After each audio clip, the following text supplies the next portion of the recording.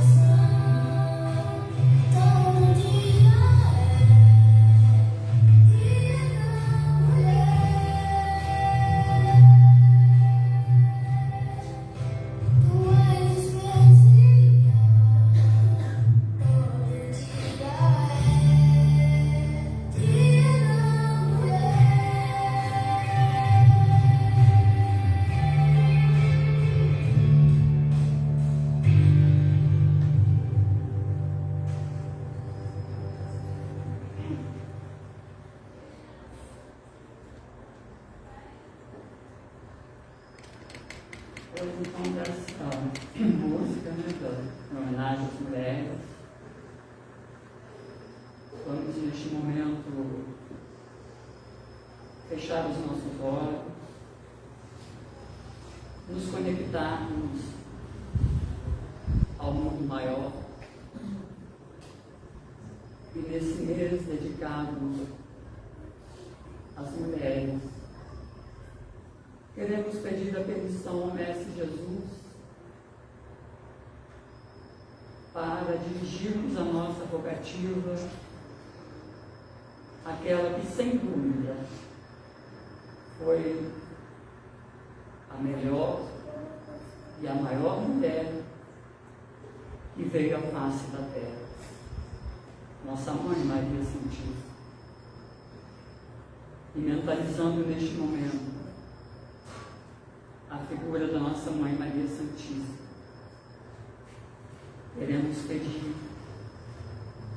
o amparo, a assistência para a nossa reunião de divulgação doutrinária desta noite. E ao mesmo tempo agradecermos por aqui estarmos e, assim como Maria, seguirmos e exemplificarmos o exemplo do Mestre Jesus.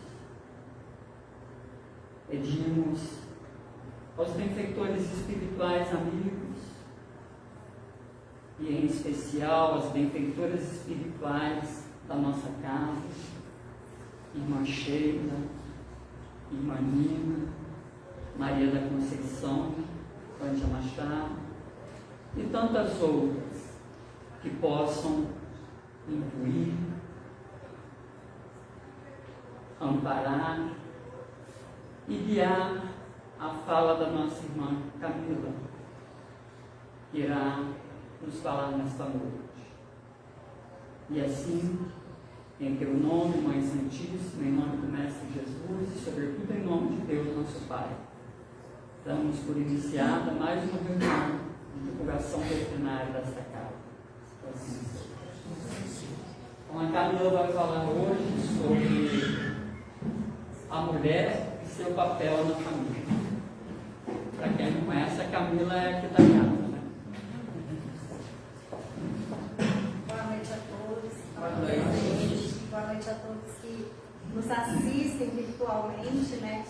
Quero dizer que é uma emoção muito grande para mim estar aqui hoje, porque a última vez que eu tive numa noite de sexta-feira, eu estava grávida do Pedro. Então, tem muito tempo que eu não falo aqui na casa, quando estou nesse lugar na sexta-feira. E é um prazer muito grande toda vez que eu sou convidada, toda vez que eu estou aqui, que me dão, né, essa oportunidade de divulgação da doutrina. Eu não vou dizer que não foi um desafio. Foi um desafio grande demais esse tema.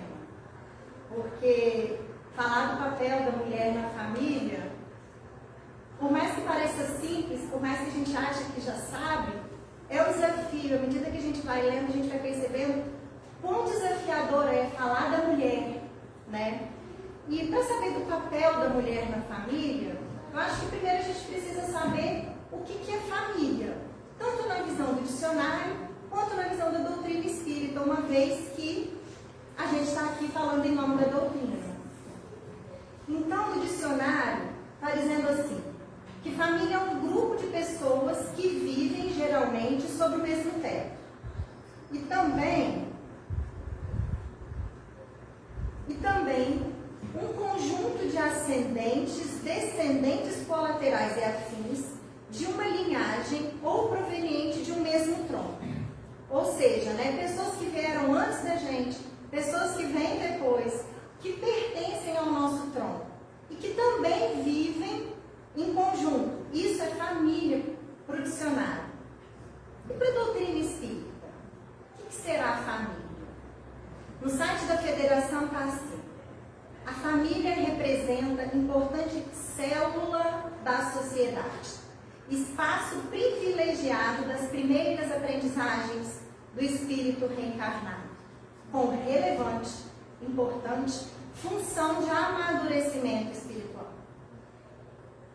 Duas palavras me chamaram muita atenção: célula e sociedade.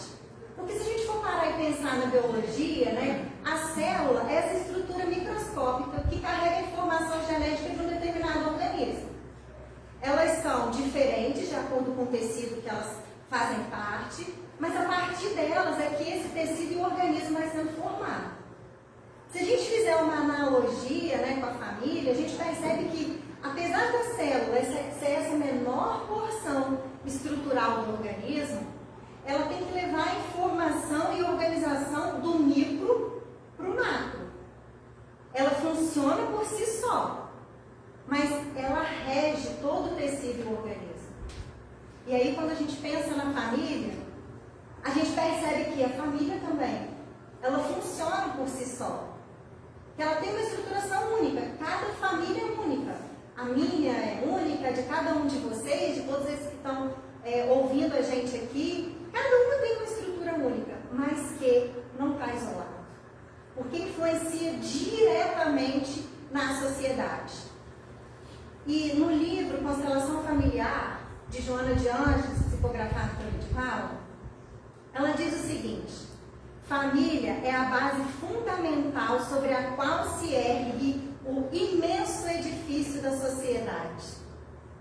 Ela ainda segue dizendo: no pequeno grupo doméstico inicia-se a experiência, ensaiando experiência da fraternidade universal, ou seja, ali a gente deve começar a desenvolver a nossa fraternidade universal, ensaiando os passos para nobres cometimentos em favor da construção da sociedade equilibrada. Em função disso, toda vez que a família se enfraquece, a sociedade experimenta conflitos e abala suas estruturas. Olha a importância do que a gente aprende, do que a gente ensina, do que a gente vivencia dentro do lar. E foi exatamente por isso que Kardec disse, os espíritos disseram a Kardec, né, no livro dos Espíritos, que o relaxamento dos laços de família geraria uma recrudescência, um aumento do egoísmo. Então a gente acaba reproduzindo na sociedade exatamente o que a gente vive em família. Muitos de vocês têm filhos, alguns lidam com crianças e é impressionante assim. Não sei se vocês já perceberam. Quando a criança, ela reflete exatamente o que ela está vivendo em família. Às vezes você vê uma criança boazinha, dócil, você conhece aquele menino educado, bom, dócil, de repente ele começa a ficar agressivo, ele começa a morder os coleguinhas na escola, ele começa a apresentar alguma questão diferente ali. Pode perceber, né? Vai atrás que ele está representando um sintoma da família. É impressionante. Eu lembro uma vez, tem um caso aí de uma menina, sabe, gente? Uma menina muito conhecida minha, que ela tinha uma mania de perfeccionismo. E ela começou a desenvolver esse perfeccionismo e de uma maneira que começou a gerar um sofrimento muito grande, a ponto de não conseguir lidar com coisas corriqueiras do dia a dia. E aí a mãe dessa menina, que eu conheço muito, buscou um profissional, uma pessoa para ajudar. E aí o profissional chama a mãe e fala assim: como que você lida com os seus erros? E aí a mãe, a menina estava o quê? Representando exatamente a forma como a mãe lidava com as suas próprias questões. Então olha só, né? Como que os vínculos familiares, eles são importantes, como que a gente vai criando realmente ali dentro as representações, né? Através de palavras, sim, mas também de exemplos. Então, por mais que a gente diga, né, para um filho, por exemplo, não precisa ser perfeito. Se a gente está buscando essa perfeição, o exemplo está mostrando tudo aquilo. Então, os vínculos intrafamiliares, eles devem ou deveriam formar pilares de referência ao desenvolvimento emocional, social para cada criança e jovem, como forma de preparar e de fortalecer para os desafios reencarnatórios que a gente vai ter aqui muito. E os nossos desafios reencarnatórios, os maiores deles são onde, gente? Na família, né? Não tem jeito. E é tão interessante, não sei se vocês já repararam, que a gente às vezes tem uma dificuldade com um familiar, uma pessoa, e aí a gente vai se afasta. Fala, não vou lidar, belém, fica mais de bem. E fica de mal com aquela pessoa e não lida com aquela pessoa. reparado o que acontece? Você vai para o trabalho, você vai encontrar uma pessoa que te desperte aquilo exatamente com aquela característica exatamente daquele que você não ligou. Você vai encontrar um vizinho, você vai encontrar um parente do marido. De alguma forma aquilo vai cruzar no seu caminho de novo.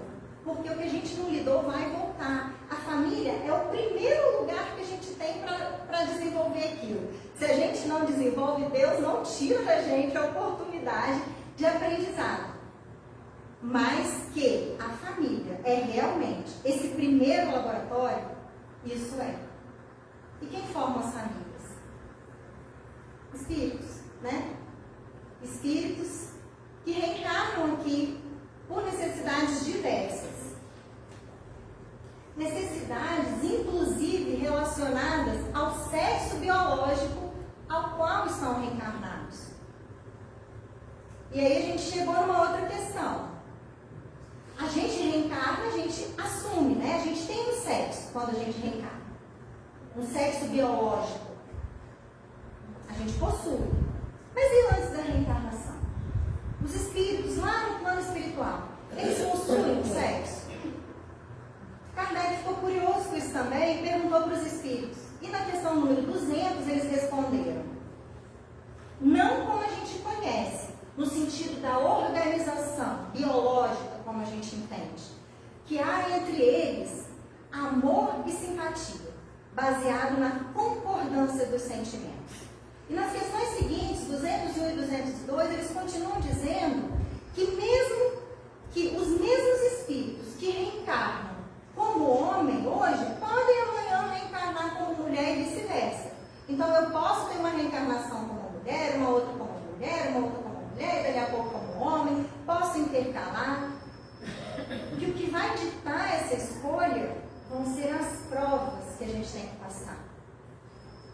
Porque, assim como a nossa condição social dita as diferentes provas, o que eu experiencio quando eu sou rica, o que desperta em mim a riqueza material, é diferente do que desperta em mim a pobreza material, os sexos também. O que cada sexo vai vivenciar, experiências no corpo de mulher e no corpo do homem, são coisas diferentes.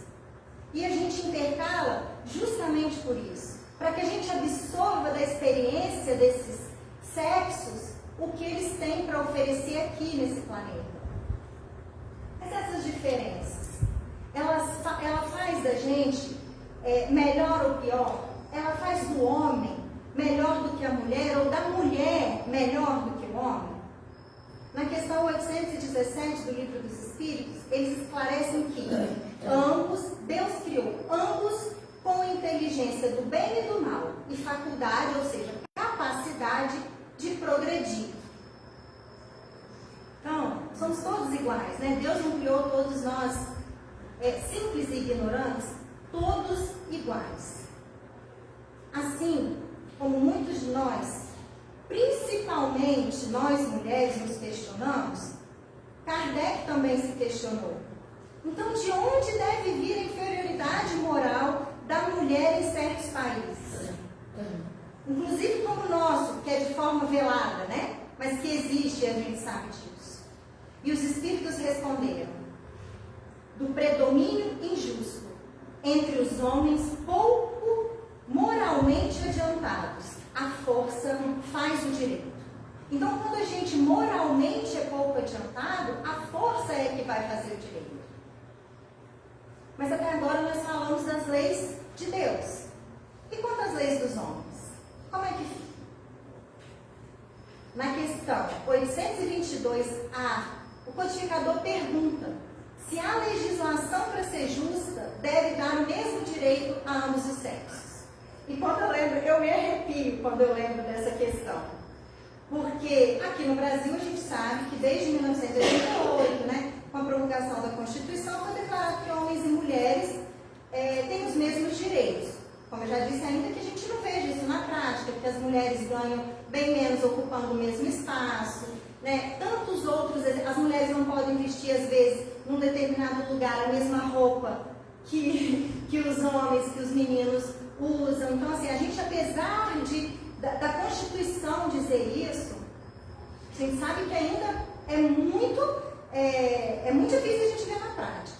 E eu confesso para vocês que eu não me arrepiei aqui à toa, não. Porque quando eu li, eu precisei ler a resposta dos Espíritos, eu precisei reler, eu precisei ir no sentido etiológico das palavras, para não interpretar de forma equivocada a mensagem deles. Porque a resposta deles foi o seguinte: dos direitos, sim, das funções, não. É preciso que cada um esteja no lugar que lhe compete. Ocupe-se do exterior o homem e do interior a mulher. Cada um de acordo com a sua aptidão.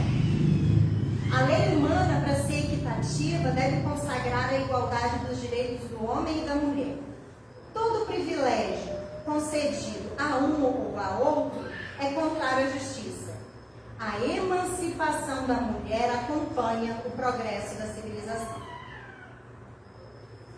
Bom, eu não sei para vocês, mas para mim, em relação ao que diz respeito aos direitos, fica mais fácil da gente entender. Até porque é o nosso dia a dia. A gente vê isso na prática, né? As mulheres passaram por coisas absurdas, como no fato na época da Idade Média, por exemplo, ser discutido se a mulher tinha ou não alma.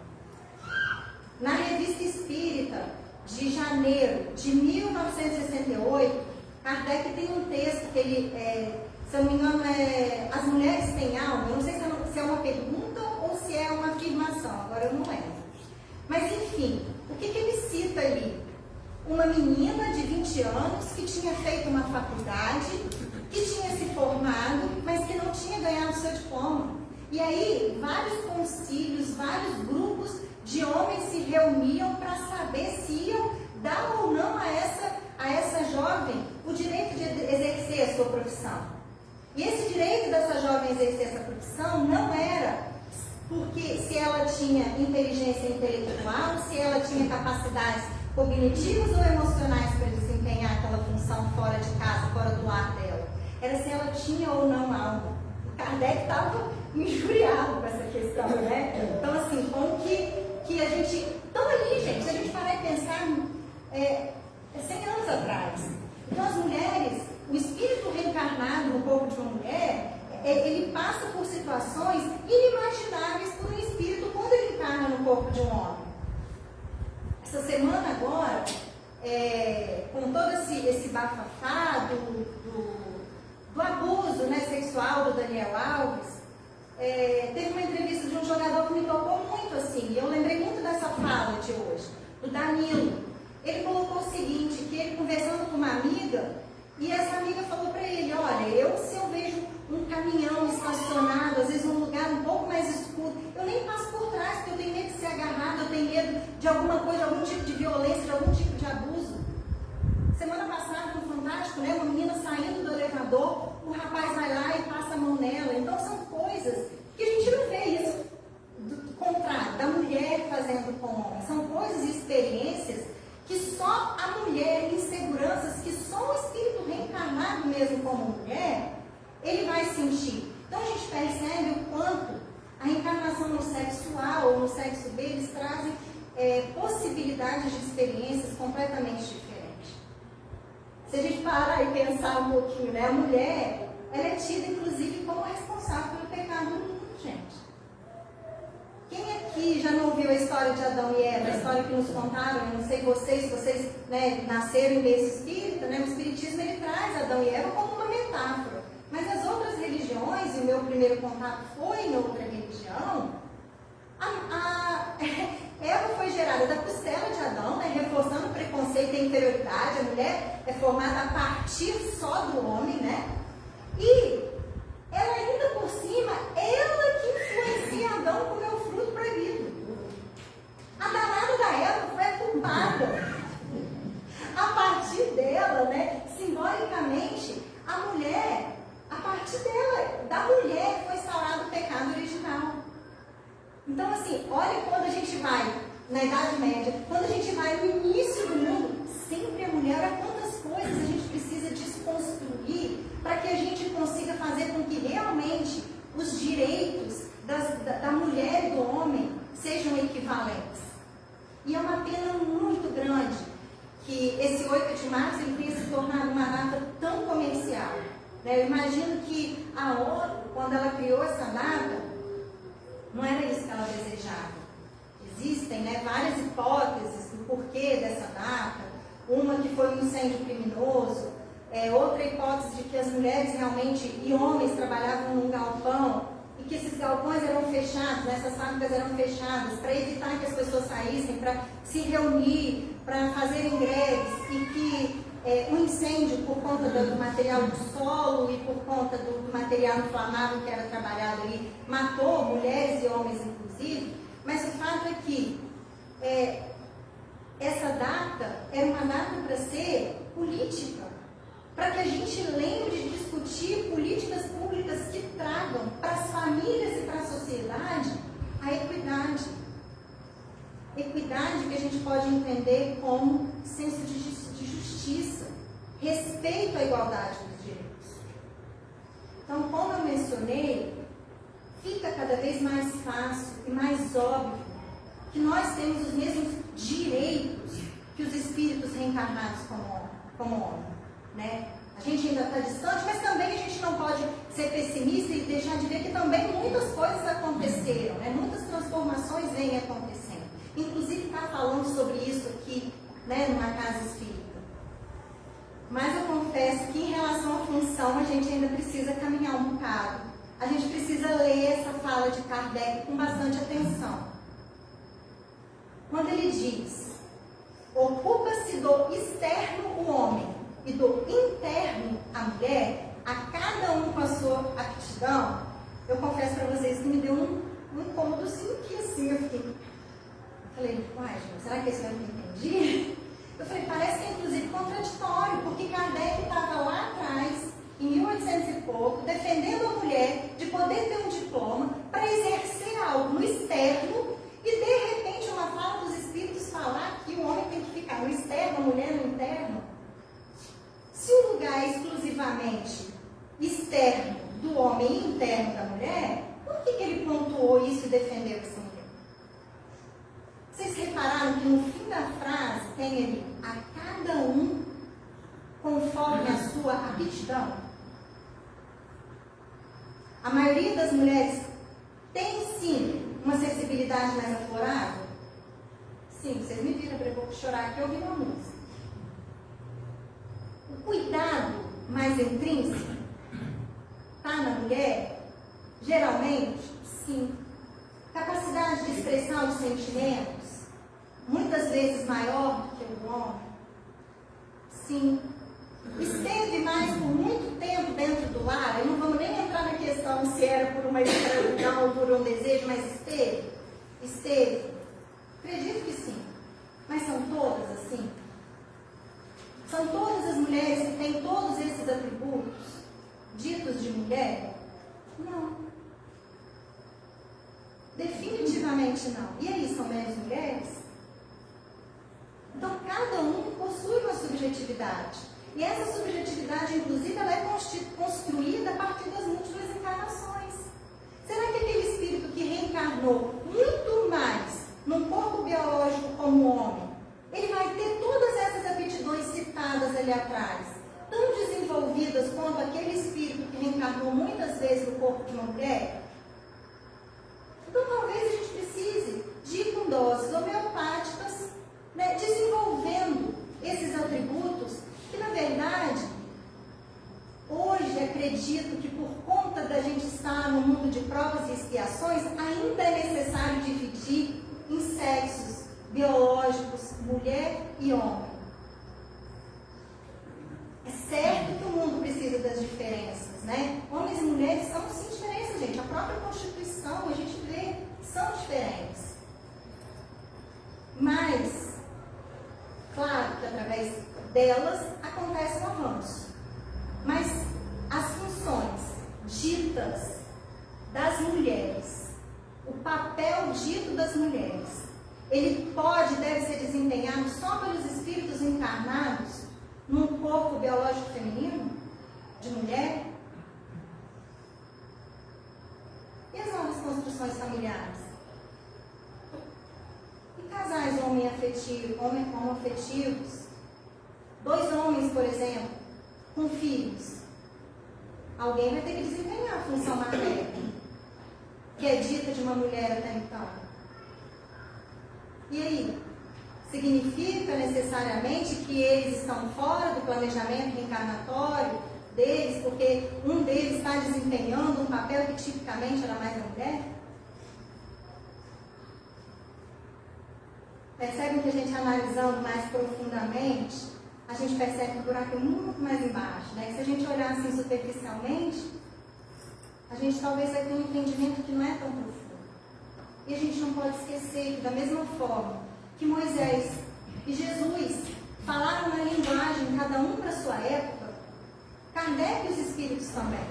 Então, apesar de muito à frente, apesar de Kardec ser um homem muito à frente do seu tempo, do livro dos espíritos contém riquezas inimagináveis, a gente não pode esquecer que eles estavam falando também a seu tempo. E que as questões contemporâneas fazem com que a gente olhe para esses papéis de cada sexo de um outro lugar. Então, para mim, no que diz respeito aos direitos, existe uma rigidez. Existe. O que eu quero dizer com isso? Homens e mulheres sempre precisam e deverão possuir os mesmos direitos, para que se tenha justiça tanto dentro como fora da família. Eu vou contar uma história para vocês que é um trauma de infância, tá? Quando eu era jovem, há bem pouquinho tempo atrás, tinha os bailes aqui em Guaçuí.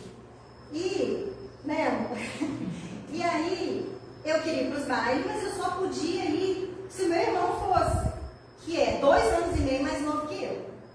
E uma data, sei lá, tal, eu tinha combinado com as minhas amigas, eu devia ter meus 15, eu já morava em Vitória, 15, 16 anos, eu já tinha combinado com as minhas amigas, e meu irmão tinha falado que ia, meu pai tinha deixado a gente ir, tudo certo.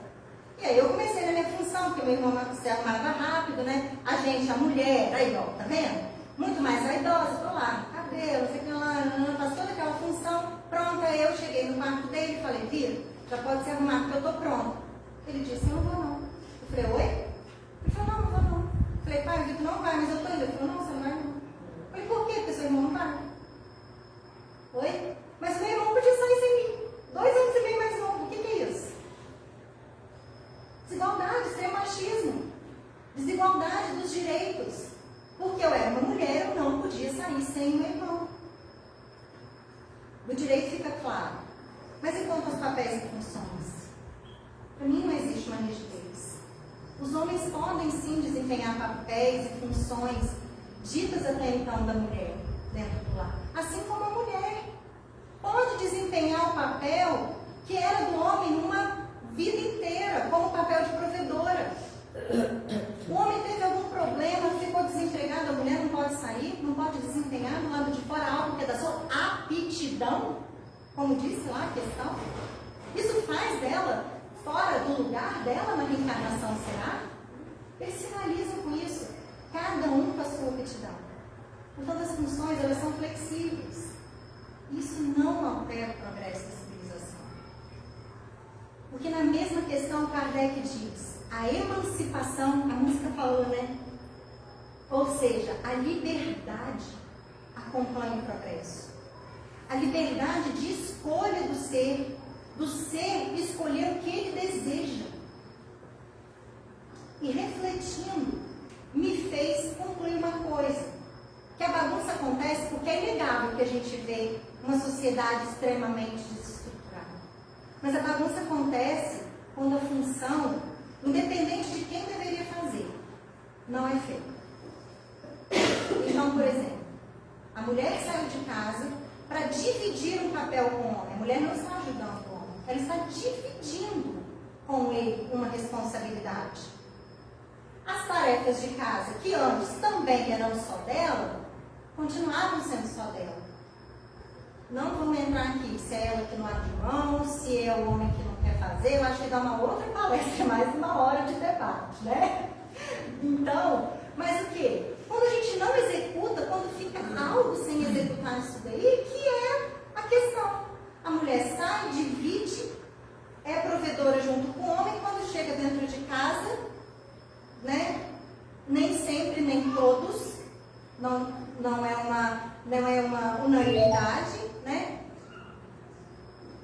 resolve. Não acontece uma divisão dentro da casa, do cuidado com os filhos e por aí vai. E aí, mais uma vez, a gente volta para a questão. E o quanto o diálogo em família ele é importante, que também dá uma outra palestra, né? Do que é confortável para cada um, do que eu gosto mais de desempenhar, ou do que mesmo que eu não gosto, ainda assim eu dou conta, mas que tem coisa que eu não dou conta. Como, por exemplo, lavar banheiro. Eu vou falar sinceramente para vocês.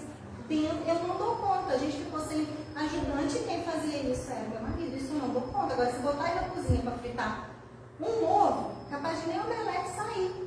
Então, são o quê?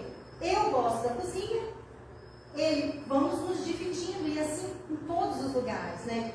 Então, a gente precisa ter muito cuidado com essas teorias de padronização, com as universalizações das criaturas. Para cada criatura, um mundo. Porque nós somos individuais, nós somos um ser à parte.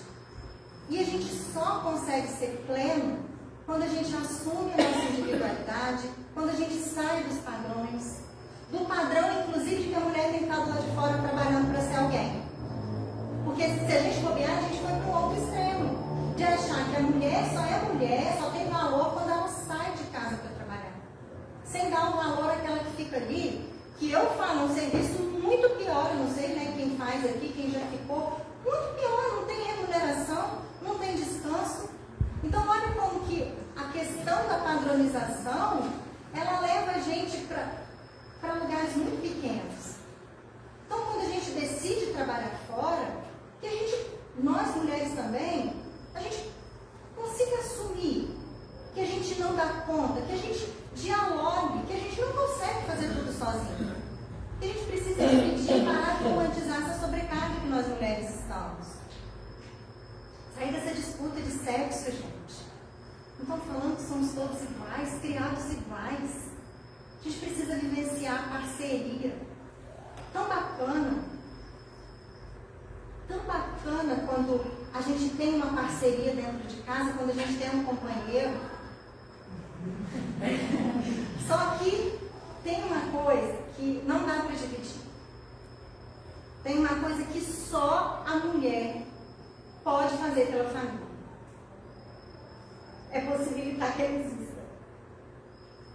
Porque a família pode não ter a presença da mulher, mas em toda a família tem a participação dela. Não existe uma só família que aconteceu sem o sim de uma mulher. Sem a maternidade, mais precisamente sem a gestação. Vocês já pararam para pensar que nenhum homem, nem esses que se acham muito acima de todas as mulheres, vieram ao mundo sem uma? Até os filhos que não foram desejados, até os filhos que não foram planejados, mas que estão reencarnados, tiveram sim de uma mulher. Com o pai, o bebê pode nunca ter tido contato, pode nunca ver esse pai na vida dele. Mas se ele está reencarnado, é impossível dele estar aqui sem ele ter tido um contato super íntimo com a mãe. Essa mulher aceitou ver seu corpo se transformar. Essa mulher aceitou ver suas emoções se alterando. Essa mulher aceitou ver seu sono modificado, uma dificuldade de dormir, uma dificuldade de respirar. Certo? Ali vamos na cadeira. E mesmo que depois ela passe essa função para alguém, porque até nisso a gente é convidado a perceber o quanto a gente não é nada. Até nisso a gente é convidado a perceber o quanto o nosso orgulho é insano, porque se a gente não tivesse alguém, um outro, para fazer com a gente nos primeiros anos, alimentar, cuidar, ser o brilho no olho de alguém, a gente aqui não estaria. Mas mesmo que a mulher não faça, mesmo que a criança não sobreviva, a vida só é possível a partir da decisão da mulher de servir, de abrir, até o fim dessa gestação. Então, olha, que antes era visto como uma fragilidade, né? A mulher é o sexo frágil. Se a gente olha mais profundamente, olha o tamanho da força de uma mulher. Dizem que Emmanuel não era nem um pouco feminista, mas um dia ele disse assim para o Chico: Chico, Deus confia tanto na mulher que ele entrega um filho a ela 9 meses antes de entregar o homem. Eu confesso que eu nunca tinha pensado nisso. Olha o tamanho desse erro. E essa fala dele me fez lembrar um poema do Victor Hugo, que diz num trecho assim: o homem é a mais elevada das criaturas, a mulher o mais sublime dos ideais. O homem, o cérebro, a mulher, o coração. Cérebro fabrica luz, o coração, amor. A luz fecunda, o amor ressuscita. Ele segue dizendo, fazendo esse contraponto do homem e da mulher, e ele diz assim: enfim, o homem está colocado onde termina o céu. E o homem está colocado onde termina a terra. Pronto, fala. A mulher onde começa o céu. E a maternidade é uma dessas missões, né? Das mais sublimes concedidas à mulher. Não que seja só o céu. Não estou aqui também querendo idealizar e romantizar essa maternidade, porque isso já está até além do que deveria. Mas a maternidade também leva a gente para esses dois lugares, né?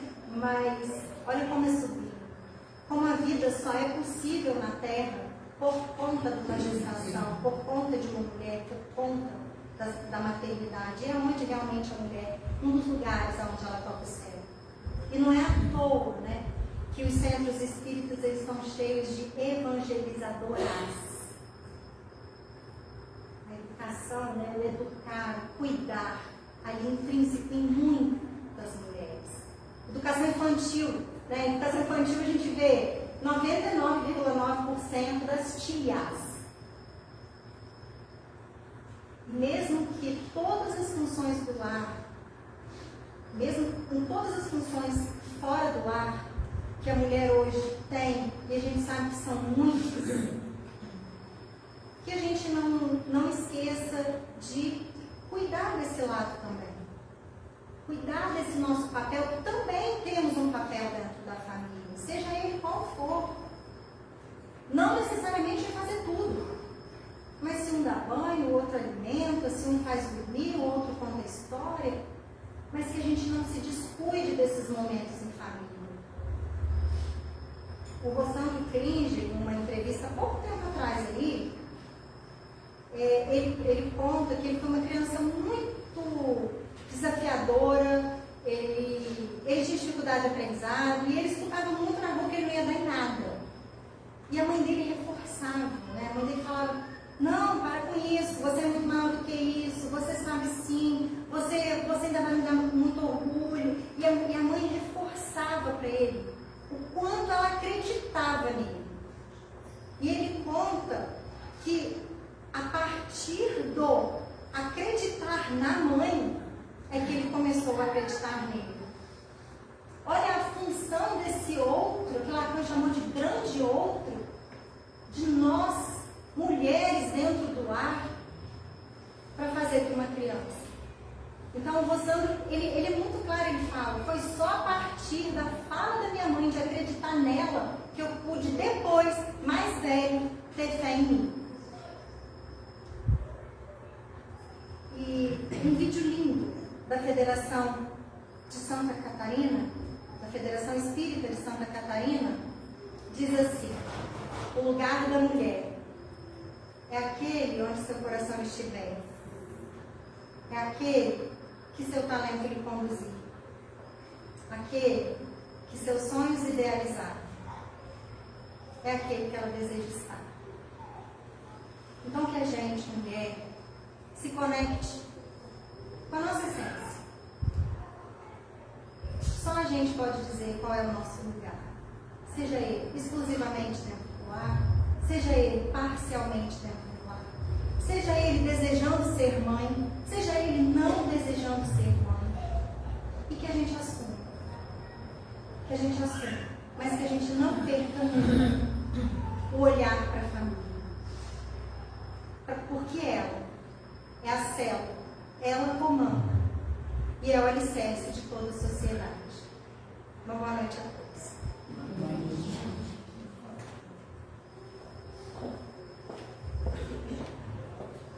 Agradecemos a Camila, por essa palavra amiga, esclarecedora, que os benfeitores amigos da nossa casa possam estar sempre te incluindo, em especial as benfeitoras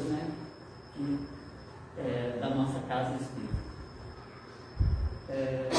Dando continuidade, nós vamos fazer a nossa prece final.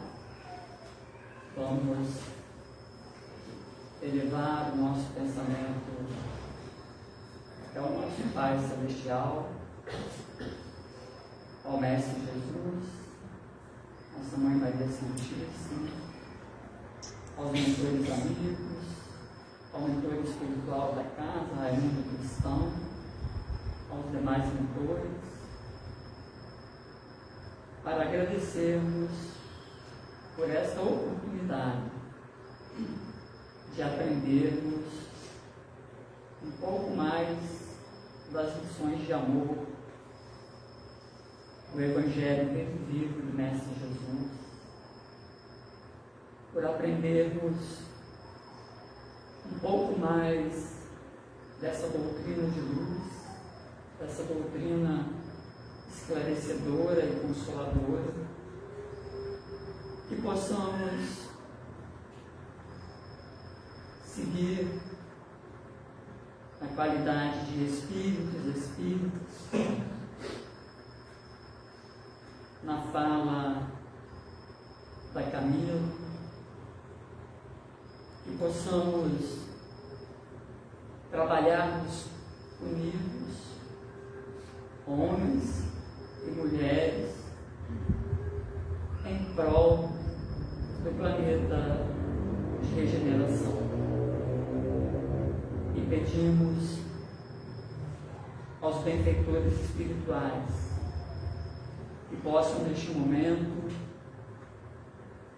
visitar e levar a luz que emana do Mestre Jesus a todos aqueles que se encontram doentes, nos seus lares, nos hospitais,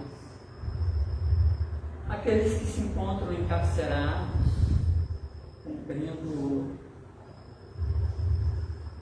a sua pena de acordo com a lei do terreno, que eles possam se arrepender e que possam receber de nós as vibrações e o acolhimento na qualidade de irmãos. Por aqueles que se encontram em processos obsessivos, depressivos, que a luz que emana do Mestre Jesus possa chegar a cada um deles. Por aqueles que se encontram pensando no suicídio, ou assim já o fizeram, que possam, pelo arrependimento, e receberem e verem a luz para ter uma nova oportunidade.